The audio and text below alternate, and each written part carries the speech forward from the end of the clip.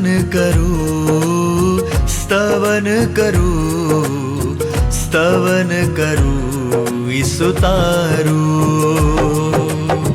વચન સુણીને ગ્રહણ કરું સહુ, તેને પંથે ચાલું. સ્તવન કરું, સ્તવન કરું, સ્તવન કરું ઈસુ તારું. પ્રિય મિત્રો, હાલમાં આપ નિહાળી રહ્યા છો બાઇબલ અભ્યાસ કાર્યક્રમ સ્તવન. આ કાર્યક્રમમાં હું આપનું સ્વાગત કરું છું. તમે જાણો છો કે આ દિવસોમાં આપણે યર્મિયા પ્રબોધકના પુસ્તકનો અભ્યાસ કરી રહ્યા છીએ. તેમાં આગળ વધતા આજે આપણે તેના 33, 34, 35 અને 36 એમ 4 અધ્યાયનો અભ્યાસ કરીશું. આજે આપણે શીખીશું કે ઇઝરાયેલ પ્રજાનું એક જૂથ તેમના પૂર્વજોની આજ્ઞાઓનું પાલન કરીને દારૂથી કેવી રીતે દૂર રહે છે, જ્યારે બીજી બાજુ અમુક લોકો ઈશ્વરની આજ્ઞા પાળવા તૈયાર નહોતા. મિત્રો, આપણા માટે આપણા માતા પિતાની આજ્ઞાઓનું પાલન કરવું યોગ્ય છે, પરંતુ તે જ સમયે આપણા સ્વર્ગીય ઈશ્વર પિતાની આજ્ઞાઓનું પાલન કરવું પણ એટલું જ જરૂરી છે. તો ચાલો મિત્રો, આપણે આજનો અભ્યાસ શરૂ કરીએ.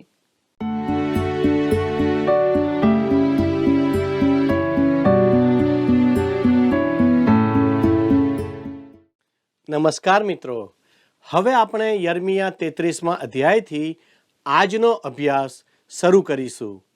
તેની પ્રથમ કલમમાં આ પ્રમાણે લખ્યું છે: વળી યર્મિયાને હજી ચોકીમાં કેદ કરી રાખ્યો હતો.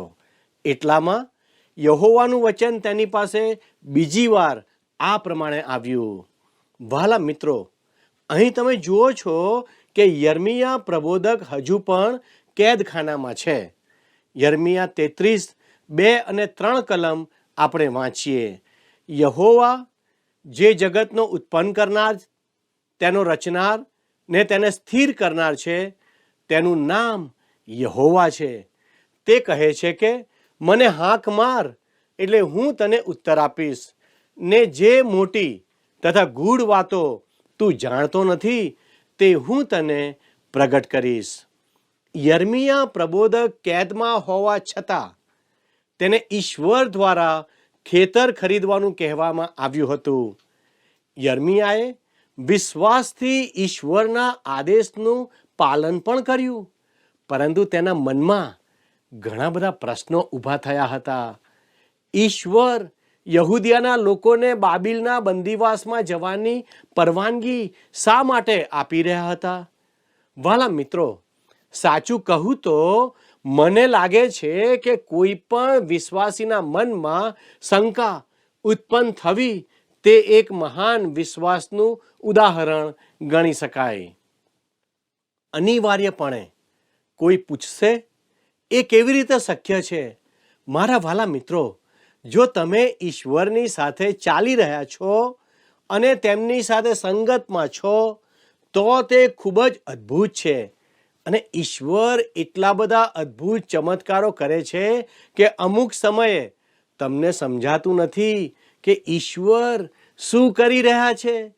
આખરે આપણને પ્રશ્ન થાય કે ઈશ્વર, તમે આવું શા માટે કરી રહ્યા છો? શું તમારા મનમાં પણ આવા પ્રશ્નો થાય છે? વાલા મિત્રો, મેં પણ આવા પ્રશ્નોનો અનુભવ કર્યો છે. હું ઘણીવાર મારી શંકાઓ અને મારા પ્રશ્નો ઈશ્વરને કહું છું, પરંતુ તે જ સમયે હું એમ પણ કહું છું કે મને ઈશ્વર પર અતૂટ વિશ્વાસ છે. યર્મિયા પણ આવો જ એક વ્યક્તિ હતો.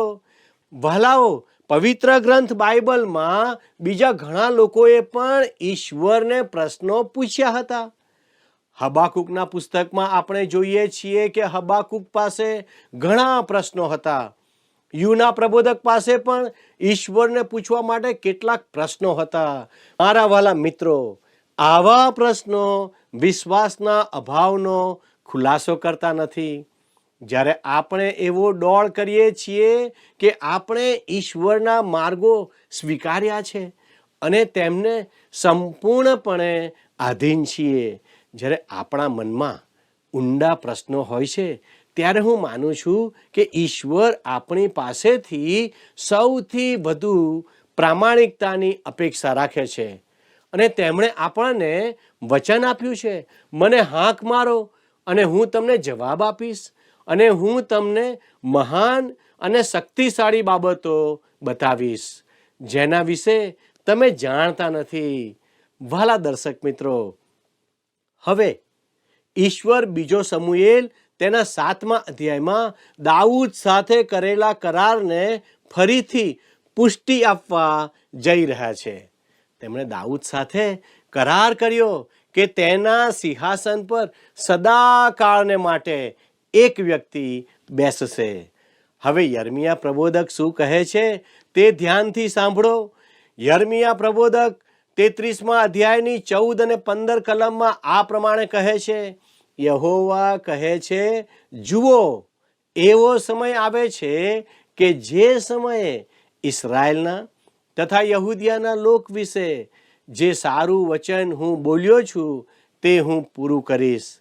તે સમયે તથા તે વેળાએ હું દાઉદને સારું ન્યાયપણાનો અંકુર ઉગાડીશ અને દેશમાં તે ન્યાય તથા નીતિ પ્રવર્તશે. વહાલાઓ, અહીં ધ્યાન આપો. તે દિવસોમાં એ આવનાર દિવસ અથવા પ્રભુના દિવસનો એટલે કે પ્રભુના પુનરાગમનના દિવસનો ઉલ્લેખ કરે છે. દાઉદને સારું ન્યાયપણાનો અંકુર ઉગશે. અત્યાર સુધી કોઈ ન્યાયીને અંકુર ઉગ્યો નથી, સિવાય કે એક જે બેથલેહેમમાં જન્મ્યા હતા, પ્રભુ ઈસુ ખ્રિસ્ત. હવે આપણે યર્મિયા 33 અને 16માં શું લખ્યું છે તે નિહાળીએ. તે સમયે યહૂદિયાનો ઉદ્ધાર થશે ને યરૂશાલેમ નિર્ભય રહેશે અને તે યહોવા અમારું ન્યાયપણું એ નામથી ઓળખાશે. યહોવા અમારું ન્યાયપણું. ભલા મિત્રો, જો તમારી અને મારી પાસે કોઈ ન્યાયપણું છે તો તે ઈસુ ખ્રિસ્તમાં છે. પ્રભુ ઈસુ ખ્રિસ્ત આપણું ન્યાયપણું છે. યર્મિયા 33 અને 17 જણાવે છે, કેમ કે યહોવા કહે છે કે ઇસ્રાયેલના લોકના રાજ્યાસન પર બેસનાર પુરુષની દાઉદના વંશમાં કદી ખોટ પડશે નહીં. વહાલાઓ, આજે આ માણસ ક્યાં છે? મિત્રો, પૃથ્વીની ટોચ પર દાઉદના સિંહાસનનો દાવો કરી શકે એવો કોઈ ઇસ્રાયેલી કે યહૂદી નથી. તેના દાવેદાર તરીકે જે છે તેઓ ઈશ્વર પિતાના જમણા હાથે બેઠા છે. જેમ ગીતશાસ્ત્રના લેખકે સમજાવ્યું, યહોવાએ મારા પ્રભુને કહ્યું, હું તારા શત્રુઓને તારું પાયાસન કરું ત્યાં સુધી તું મારે જમણે હાથે બેસ. જે ગીતશાસ્ત્ર 110 અને 1માં નોંધ્યું છે. વહાલાઓ, હવે આપણે યર્મિયા 33 19-22 કલમો વાંચીએ. વળી યહોવાનું વચન યર્મિયાની પાસે આ પ્રમાણે આવ્યું. યહોવા કહે છે કે જો તમે દિવસ તથા રાત સાથેનો મારો કરાર તોડી શકો, એટલે રાત તથા દિવસ પોતપોતાના સમયે નિયમિત ન થાય, તો જ તેના રાજ્યાસન પર રાજ કરનાર કોઈ પુત્ર નહીં હોવાથી મારા સેવક દાઉદની સાથેનો તથા મારા સેવકો એટલે લેવી યાજકો સાથેનો મારો કરાર ભંગ થાય. જેમ આકાશનું સૈન્ય ગણી શકાય નહીં ને સમુદ્રની રેતી માપી શકાય નહીં, તેમ હું મારા સેવક દાઉદના વંશજોની તથા મારી સેવા કરનાર લેવીઓની સંખ્યા વધારીશ. મારા વાલા દર્શક મિત્રો, જ્યારે આ ભવિષ્યવાણી કરવામાં આવી ત્યારે સિદિક્યા રાજા યહૂદિયાના સિંહાસન પર હતો. તે અત્યાર સુધીના કોઈ પણ રાજા કરતા વધારે ભ્રષ્ટ રાજા હતો. નબુખાદનેસ્સાર તેની આંખો ફોડી નાખશે અને તેને બંદીવાસમાં લઈ જશે. પરંતુ દાઉદના વંશમાંથી એક છે જે તેના સિંહાસન પર દાવો કરી શકે છે. ઈશ્વર કહે છે કે તેઓ તેને એક દિવસ આ સૃષ્ટિના સિંહાસન પર બેસાડશે. આ એક મહાન ભવિષ્યવાણી છે. મને લાગે છે કે ઈશ્વર જે કહે છે તે તેઓ પૂર્ણ પણ કરશે. મિત્રો, ચાલો હવે આપણે 34 થી 36 અધ્યાય તરફ જઈએ. અહીં સિદિકિયા રાજાના બંદીવાસની ભવિષ્યવાણી વિશે, રેખાબીઓ ઈશ્વરની આજ્ઞાઓનું પાલન કરે છે તે વિશે, અને યહોયાકીમ ઈશ્વરના વચનોનો નાશ કરે છે તે વિશે ઉલ્લેખ કરે છે. 34 અધ્યાયની 1 થી 5 કલમ આપણને કહે છે કે યર્મિયાએ ભવિષ્યવાણી કરવાની છે કે બાબિલનો રાજા યરૂશાલેમ શહેરને આગથી બાળી નાખશે અને સિદિકિયા રાજાને પણ બંદીવાન બનાવી લેવામાં આવશે. હવે આપણે યર્મિયા 34, 8 અને 9 કલમો નિહાળીએ. યરૂશાલેમમાં રહેલા લોકોને છુટકારાની જાહેર ખબર આપવાનો કરાર સિદિકિયા રાજાએ યરૂશાલેમના સગળા લોકોની સાથે કર્યો હતો. ત્યાર પછી જે વચન યહોવાથી યર્મિયાની પાસે આવ્યું તે નીચે પ્રમાણે હતું. એ કરાર તો એવો હતો કે દરેક માણસ પોતાના હિબ્રુ દાસ અને દાસીને છોડી મૂકે, જેથી કોઈ પણ માણસ તેઓની પાસે એટલે પોતાના હિબ્રુ ભાઈ બહેનની પાસે સેવા કરાવે નહીં. વાલા દર્શક મિત્રો, સિદિકિયા રાજાએ યરૂશાલેમમાંના સગળા લોકોની સાથે કરાર કર્યો હતો. ત્યાર પછી જે વચન યહોવાથી યર્મિયાની પાસે આવ્યું તે નીચે પ્રમાણે હતું. એ કરાર તો એવો હતો કે દરેક માણસ પોતાના હિબ્રુ દાસ અને દાસીને છોડી મૂકે. આ તો યરૂશાલેમમાં રહેલા લોકોને છુટકારાની જાહેર ખબર આપવાનો કરાર હતો, જેથી કોઈ પણ માણસ તેઓની પાસે એટલે પોતાના હિબ્રુ ભાઈ બહેનની પાસે સેવા કરાવે નહીં.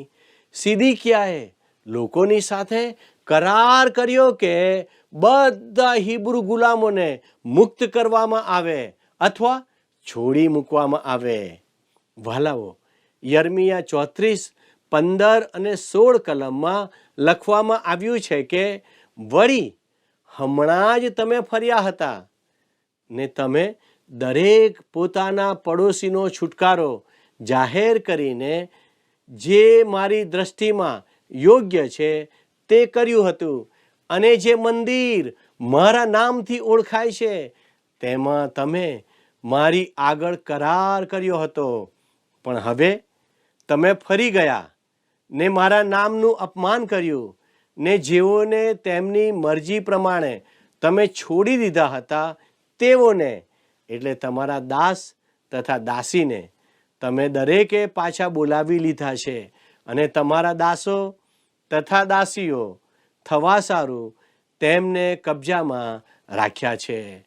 વાલા દર્શક મિત્રો, સિદિકિયા રાજાએ પોતાના કરારનું પાલન ન કર્યું અને યહોવાએ તેના વિશે કહ્યું, પણ હવે તમે ફરી ગયા ને મારા નામનું અપમાન કર્યું. બીજા શબ્દોમાં કહીએ તો સિદિકિયાએ યહૂદિયાના રાજા તરીકે લોકોને ખરેખર સ્વતંત્રતા કે છુટકારો આપીને તે જીવંત અને સાચા ઈશ્વરની સેવા કરે એમ કહ્યું હતું. પણ આ રાજા માત્ર ઢોંગ કરતા હતા. તેણે પોતાના વચનનું પાલન ન કર્યું. તેણે ફક્ત અને ફક્ત પોતાની જાતને બદનામ કરી. એટલું જ નહીં, પણ ઈશ્વરના નામનું પણ અપમાન કર્યું. હવે આપણે 34 અધ્યાયની 19 થી 21 કલમો જોઈએ. એટલે યહૂદિયાના તથા યરૂશાલેમના સરદારોને, ત્યાંના ખોજાઓને, યાજકોને તથા વાછરડાના 2 ભાગોની વચ્ચે થઈને ગયેલા દેશના સર્વ લોકોને હું તેઓના શત્રુઓના હાથમાં તથા તેઓનો જીવ શોધનારાના હાથમાં સોંપીશ. અને આકાશના પક્ષીઓ તથા ભૂમિના શ્વાપદો તેઓના મૂળદા ખાઈ જશે. યહૂદિયાના રાજા સિદકિયાને તથા તેના સરદારોને હું તેઓના શત્રુઓના હાથમાં, એટલે જેઓ તેઓનો જીવ શોધે છે તેઓના હાથમાં, ને બાબિલના રાજાનું જે સૈન્ય તમારી પાસેથી પાછું ગયું છે તેના હાથમાં સોંપીશ. વાલા દર્શક મિત્રો, સિદકિયા રાજા, રાજકુમારો, યાજકો અને લોકોએ પોતાના ગુલામોને સ્વતંત્રતા ન આપીને ઈશ્વરના કરારનું ઉલ્લંઘન કર્યું હતું, અને તેને પરિણામે ઈશ્વર તેમના પર ન્યાય શાસન જાહેર કરે છે. મારા મિત્રો, 35મા અધ્યાયમાં રેખાબીઓનો ઉલ્લેખ કરવામાં આવ્યો છે. તેઓ સમગ્ર યહૂદી પ્રજાથી તદ્દન વિપરીત રીતે આચરણ કરતા હતા. ઈશ્વરે આપણને આ વૃત્તાંત આપ્યું છે જેથી આપણે યાદ રાખીએ કે હંમેશા એક શેષ સંતાનો બચાવ પામેલા રહેશે. ઈશ્વર આ જગતને ક્યારેય પોતાના સાહેદો વિના રહેવા દેશે નહીં. ઇતિહાસના સૌથી અંધકારમય સમયગાળામાં પણ ભવિષ્યમાં આવનારી મહાન વિપત્તિના સમયગાળા દરમિયાન 1,44,000 લોકોને ભૂગર્ભમાં ધકેલી દેવામાં આવશે. તે ઉપરાંત ત્યાં ચોક્કસપણે ઈશ્વરને માટે 2 સાક્ષીઓ ઊભા હશે. ઈશ્વરની કાર્ય કરવાની આ એક વ્યવસ્થા છે. તે સમયે શૈતાનના હાથમાં સમગ્ર જગતનું સંપૂર્ણ નિયંત્રણ હશે, પણ ઈશ્વર જણાવે છે કે ત્યારે પણ હું 2 સાહેદો ઊભા રાખીશ અને તેઓ ઈશ્વરને માટે ઊભા રહેશે. જ્યાં સુધી તેમનું મિશન કાર્ય પૂર્ણ ન થાય ત્યાં સુધી તમે તેઓને સ્પર્શ કરી શકશો નહીં. આ ઈશ્વરનું વચન છે અને ઈશ્વર પોતાની રીતે કાર્ય કરે છે. વાલા દર્શક મિત્રો, હવે આપણે યર્મિયાનો 35મો અધ્યાય જોઈએ. યર્મિયા 35, 1 અને 2 કલમમાં આ પ્રમાણે લખ્યું છે: યહૂદિયાના રાજા યોશિયાના પુત્ર યહોયાકીમની કારકિર્દીમાં જે વચન યર્મિયાની પાસે આવ્યું તે આ: તું રેખાબીઓના ગોત્રીઓની પાસે જા ને તેઓને બોલાવીને યહોવાના મંદિરમાંના એક ઓરડામાં લાવ ને તેઓને દ્રાક્ષારસ પા. વાલા મિત્રો, અહીં યહોવા યર્મિયાને કહે છે કે રેખાબીઓને યહોવાના ઘરમાં લાવ અને તેમને પીવાને માટે દ્રાક્ષારસ આપ. યર્મિયાનું પુસ્તક તેનો 35મો અધ્યાય 13 થી 15 કલમ જણાવે છે: સૈન્યનો દેવ યહોવા, ઇસ્રાયેલનો દેવ કહે છે કે તું જઈને યહૂદિયાના માણસોને તથા યરૂશાલેમના રહેવાસીઓને કહેજે કે યહોવા કહે છે કે આથી મારા વચનો સાંભળીને તમે શિખામણ નહીં લેશો. રેખાબના પુત્ર યોનાદાબે દ્રાક્ષારસ પીવા વિશે પોતાના પુત્રોને નિષેધ કર્યો હતો તે માનવામાં આવ્યો છે ને આજ સુધી તેઓ તે પીતા નથી. તેઓ પોતાના બાપની આજ્ઞાઓ પાળતા આવ્યા છે, પણ મેં તો પ્રાતઃકાળે ઉઠીને આગ્રહથી તમને કહ્યું છે, તો પણ તમે મારું કહ્યું સાંભળ્યું નહીં. મેં પ્રાતઃકાળે ઉઠીને મારા સર્વ સેવકોને એટલે મારા પ્રબોધકોને તમારી પાસે મોકલ્યા ને કહ્યું કે તમે તમારા દુષ્ટ માર્ગોથી ફરો ને તમારી કરણીઓ સુધારો ને અન્ય દેવોની પાછળ વંઠી જઈને તેઓની ઉપાસના ન કરો, તો જે દેશ મેં તમને તથા તમારા પૂર્વજોને આપ્યો છે તેમાં તમે વસશો.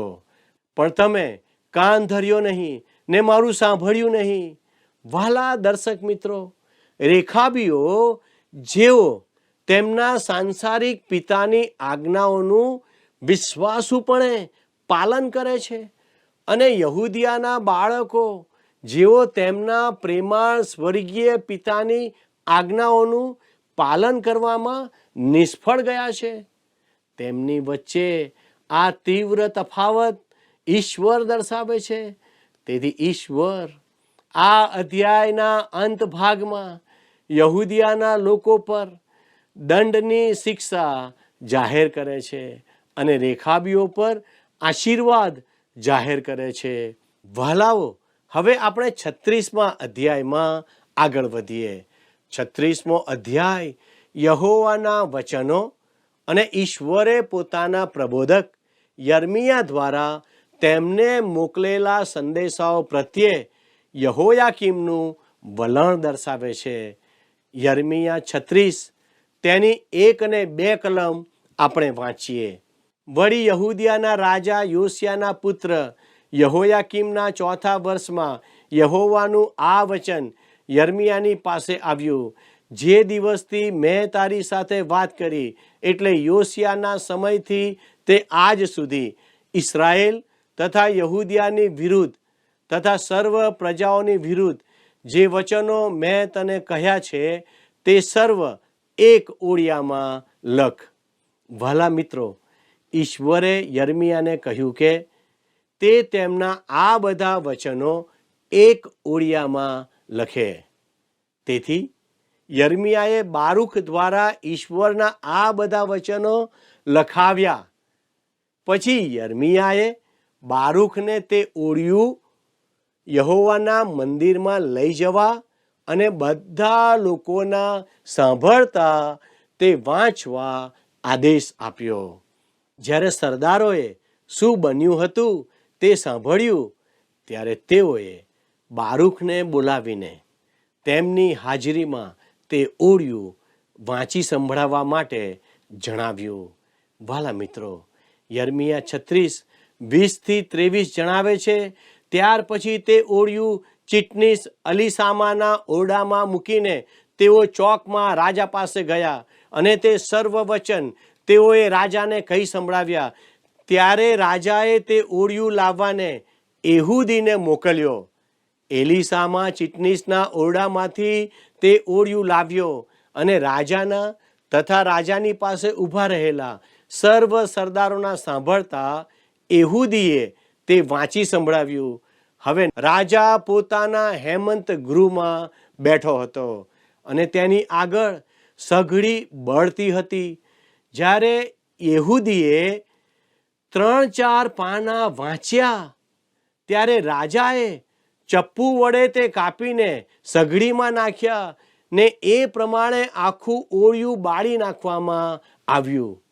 વહાલા દર્શક મિત્રો, આ કલમો દર્શાવે છે કે યહોયાકીમ રાજા ઈશ્વરના વચનો વિશે શું વિચારતો હતો. તેણે ઓળિયું લઈને ચપ્પા વડે કાપીને સળગતી સગડીમાં ફેંકી દીધા. તેણે તેની પરવા નહોતી. તેણે ઈશ્વરના વચનોનો વિશ્વાસ કરીને તેના પર વિશ્વાસ નહોતો કર્યો. વાલા દર્શક મિત્રો, દુનિયામાં બાઇબલ હજુ પણ સૌથી વધુ વેચાતું પુસ્તક છે. બાઇબલને અવગણવું એ ખરેખર યહોયાકીમની જેમ તેને આગમાં ફેંકી દેવા જેવું છે. એક વખત એક નાના છોકરાને તેના ઘરમાંથી એક જૂનું પુસ્તક મળ્યું. તેના પર ધૂળ લાગેલી હતી. તેણે તેના મમ્મીને પૂછ્યું કે આ કયું પુસ્તક છે? મમ્મીએ જવાબ આપ્યો, તે તો ઈશ્વરનું વચન છે. તરત જ પેલા છોકરાએ કહ્યું, તો ઈશ્વરને આપી દો ને, કારણ કે આપણે તો તે વાંચતા નથી. વહાલા દર્શક મિત્રો, યહોયાકીમે ઈશ્વરના વચનોનું ઓળિયું બાળી નાખ્યું. તેના માટે તેને કોઈ પસ્તાવો થયો નહીં. જો તમને લાગે કે યહોયાકીમે ઈશ્વરના વચનોનો નાશ કર્યો છે, તેથી ઈશ્વરનું કાર્ય અટકી જશે, પણ તે શક્ય નથી. યર્મિયા 36 અને 28 લખેલું છે, તું ફરી એક બીજું ઓળિયું લે ને આગળનું જે ઓળિયું યહૂદિયાના રાજા યહોયાકીમે બાળી નાખ્યું, તેમાં જે વચન હતા તે સર્વ એમાં લખ. અહીં ઈશ્વર યર્મિયાને કહે છે કે તે આ ઓળિયું ફરીથી લખે અને યહોયાકીમને સંદેશ મોકલે. મારા વહાલા દર્શક મિત્રો, યાદ રાખો, ઈશ્વરના વચનનો કદી નાશ થતો નથી. માણસ કદાચ તેમ કરવા પ્રયત્ન કરે, પણ ઈશ્વર કોઈને કોઈ રીતે તે વચનને યોગ્ય વ્યક્તિ સુધી પહોંચાડે છે. ઈશ્વરનું વચન જીવંત છે અને તે સદાકાળ ટકે છે. શું તમારા જીવનમાં ઈશ્વરના વચનને સ્થાન છે? શું તમે ઈશ્વરના વચનને આદર આપો છો? ઈશ્વર એમ કરવા આપ સર્વને સહાય કરો. આમેન. માફી આપ મને, પતિત છું, માફી આપ મને.